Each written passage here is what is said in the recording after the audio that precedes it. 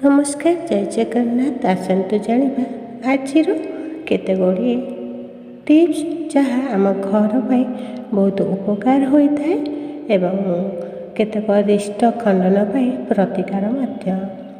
निज ठाकुर घरे प्रत्येक दिन सकाळे किंवा संध्यारे जदि आपण झुणा धूप दियंती किंवा कर्पूर आरती करती, यह करने द्वारा आपण घरे अशुभ तत्व सब दूर हुए, घरे नेगेटिव शक्ति दूर होगा सहित घरे भूत प्रेतंकर दृष्टि पड़े नहीं। गुरुवार दिन हलदी गुंड मिसाई जल स्नान जदि करुछंती बा सूर्य किरण जो पानी गरम होइथिबो से जल स्नान जदि न करुछंती सेतिरे किछि दूब पकाई स्नान कले यह करने द्वारा आपणकर मंगल हेबा सहित यह कले आपणकर जदि चर्मगत किछि रोग थाए ताहा मध्य भल होइताए। नूतन जानवाहन जेतेबेले आपण किणुचंती नंबर पाई 9 संख्याटी व्यवहार करंतु, कारण 9 संख्याटी जेतेबेले आपण व्यवहार करचंती या सबुठार शुभ होता है।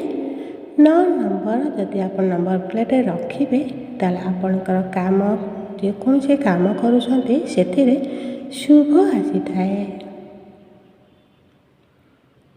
शनिवार दिन शनि ग्रह प्रतिकार पाई जदि आपण चाहुचंती ताहले बाड़ी अँला चेर शनिवार दिन निज पाखरे यह रखंतु।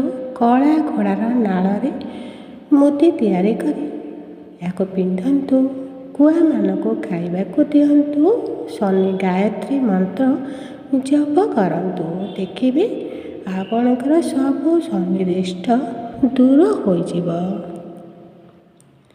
कौनसी मंदिर रे जदि आपण नड़िया समर्पण करुछंती, जदि नड़ियाटी खराब बाहरुछि तेबे आउ एक नड़िया परिवर्ते जदि आपण गोटे गुआ को निज मुंडरे लगाई भगवान पाखरे समर्पण करुछंती, देखिबे गुआटी नड़ियार काम ही करि थाए। यह करिबा द्वारा दोष सब कटि थाए।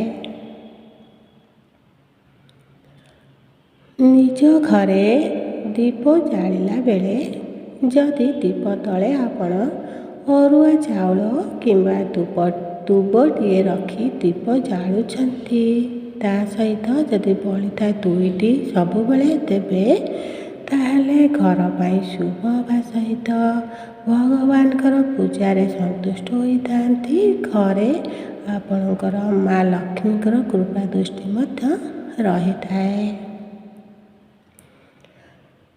शनिवार दिन राशि तेल, मंगलवार दिन जेकोसी तेल एवं अन्यान्य बार केवल घीर दीप जदि आपण जालुछंती ताहले आपणक घर भाई बहुत लाभदायक होता है। यह करने द्वारा आपणक घरे केबे अभाव रही न थाए। दयाकरी वीडियोटी शेष पर्यंत निश्चिंत देखंतु एवं आजिर दिनटी आपणक माई शुभमय हेउ। रातिरे छांचुणी धरी घर ओलांतु नहीं किंबा घरर अलिया आवर्जना को बाहरे फिंगंतु नहीं। यह वास्तु दोष आनी थाए। तेणु एप्रति सजग रहिले आपणकर सब प्रकार असुविधा दूर होइथाए।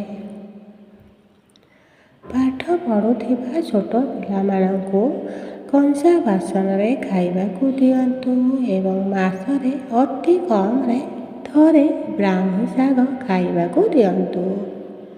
शिशुर स्मरण शक्ति वृद्धि पाइब देखिबे एवं पिलांकु संध्या समय 5 मिनिट हो मध्य ध्यान करने को कहतु। यह करने द्वारा पिलांकर स्मरण शक्ति बढ़िबा सहित पाठरे मन लगी थाए।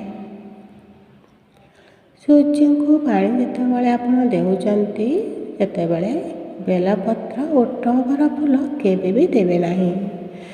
ଏହା କେବେ ଭୁଲରେ କରନ୍ତୁ ନାହିଁ। ଏହା କରିବା ଦ୍ୱାରା ଆପଣଙ୍କର ସୂର୍ଯ୍ୟଦେବଙ୍କୁ ପାଣି ଯେଉଁ ଦେଉଛନ୍ତି ତାହା ସୂର୍ଯ୍ୟଦେବ ଗ୍ରହଣ କରନ୍ତି ନାହିଁ।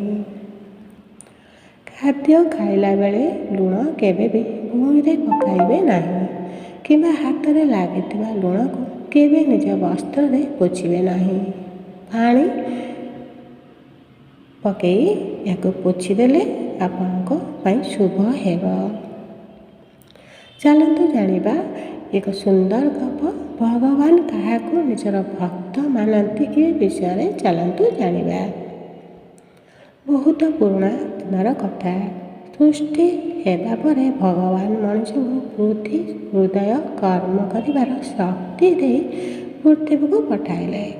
ଭଗବାନ ଭାବିଲେ ଦେଖିବି ମଣିଷ ଏହି ଉପକାରକୁ କିପରି ବ୍ୟବହାର କରୁଛି। ଦିନେ ଭଗବାନ ଜଣେ ବୃଦ୍ଧ ଭିକ୍ଷୁକକୁ ଏହି ବେଶରେ ଧରି ଗୋଟିଏ ଗାଁକୁ ଆସିଲେ। ସେ ଭୋକିଲା ଥିଲେ ଏବଂ ଲୋକମାନଙ୍କୁ ଅଳ୍ପ ଖାଇବାକୁ ମାଗିଲେ। ଧନୀ ଲୋକମାନେ ତାଙ୍କୁ ଦେଖି ଦୁଆର ବନ୍ଦ କରିଦେଲେ। କେହି କହିଲେ ଏଠାରେ ଚାଲିଯାଅ, ଆଉ କେହି କହିଲେ ତାଙ୍କୁ ଅପମାନ କର। କିଛି ଦୂର ଜଣେ ଗରିବ ଚାଷୀ ରହୁଥିଲେ। ତାଙ୍କ ଘରେ ବହୁତ କିଛି ନଥିଲା। ଅଳ୍ପ କିଛିରେ ସେ ଚଳି ଯାଉଥିଲେ, କାହିଁକିନା ତାଙ୍କ ପାଖରେ ପଇସା ବେଶୀ ନଥିଲା। ସେ ଦିନରେ ରୋଜଗାରରେ ପରିବାର ଚାଲୁଥିଲା। ତଥାପି ବୃଦ୍ଧଙ୍କୁ ଦେଖି ସେ ସମ୍ମାନର ସହିତ ଘରକୁ ଡାକିଲେ। ଘରେ ଯେତିକି ଭାତ ଡାଲି ଥିଲା ସେଥିରୁ ଅଧା ବୃଦ୍ଧଙ୍କୁ ଖାଇବାକୁ ଦେଲେ ଏବଂ ପାଣି ପିଇବାକୁ ଦେଲେ। ବିଶ୍ରାମ କରିବାକୁ ଜାଗା ମଧ୍ୟ ଦେଲେ। ଏହା ଦେଖି ବୃଦ୍ଧ ଖୁସି ହୋଇ ପଚାରିଲେ, ତୁମେ ନିଜେ ତ ଗରିବ, ତଥାପି ମୋତେ ଏତେ ସାହାଯ୍ୟ କାହିଁକି କରୁଛ? ତାପରେ ବୃଦ୍ଧକୁ ସେ ଲୋକ କହିଲେ କି ଆଜି ମୁଁ ତୁମକୁ ଯଦି ସାହାଯ୍ୟ କରିବି, କାଲି ମଧ୍ୟ କାହାର ସାହାଯ୍ୟ ମିଳିବ। ଦୟାକରି ଭିଡ଼ିଓଟି ଶେଷ ପର୍ଯ୍ୟନ୍ତ ଦେଖନ୍ତୁ। ତା ସହିତ ଭିଡ଼ିଓଟି ଲାଇକ୍ ସେୟାର କରିବା ସହିତ ଭିଡ଼ିଓଟି କମେଣ୍ଟରେ କିଛି ଠାକୁରଙ୍କ ନାଁ ଲେଖିବା ସହିତ ଭିଡ଼ିଓଟି କିପରି ହେଇଛି, ଆପଣଙ୍କୁ କେମିତି ଲାଗିଲା ସେ ବିଷୟରେ କିଛି ଲେଖିକି ପଠାଇବେ।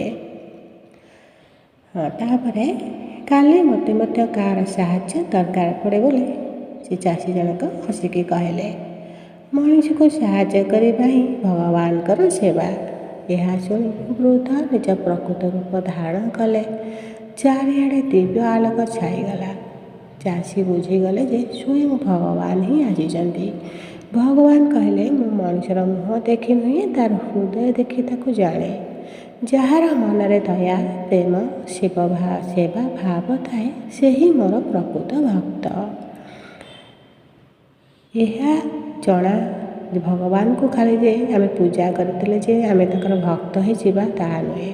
ଆମର ଭଲ ଗୁଣ ଆମର ବ୍ୟବହାର ହିଁ ଭଗବାନ ଆମ ପାଖରେ ହିଁ ରହନ୍ତି। ତେଣୁ ଏହିସବୁ ଜିନିଷ ଯଦି ଆମେ ମନେ ପକାଇ ବ୍ୟବହାର କାମରେ କରନ୍ତି ତାହେଲେ ଆମ ପାଖରେ କେବେ ଅଭାବ ହେବ ନାହିଁ। ସେହି ଦିନଠାରୁ ଚାଷୀଙ୍କ ଜୀବନରେ ସୁଖ ଓ ଶାନ୍ତି ବଢ଼ିଗଲା। ଗାଁର ଲୋକମାନେ ମଧ୍ୟ ବୁଝିଗଲେ ଯେ ଧନ ସମ୍ପତ୍ତି ନୁହେଁ, ଭଲ କର୍ମ ଭଲ ହୃଦୟ ମଣିଷକୁ ମହାନ କରିଥାଏ ଏବଂ ସେଥିପାଇଁ ସର୍ବଦା ସମସ୍ତଙ୍କୁ ଦୟା ଭାବ ଦେଖାଅ, ଦାନ କିଛି ତ କିଛି କର। ସେଥିପାଇଁ ଭଗବାନ କହିଛନ୍ତି କର୍ମ ହିଁ ମଣିଷକୁ ବଡ଼ କରିଥାଏ।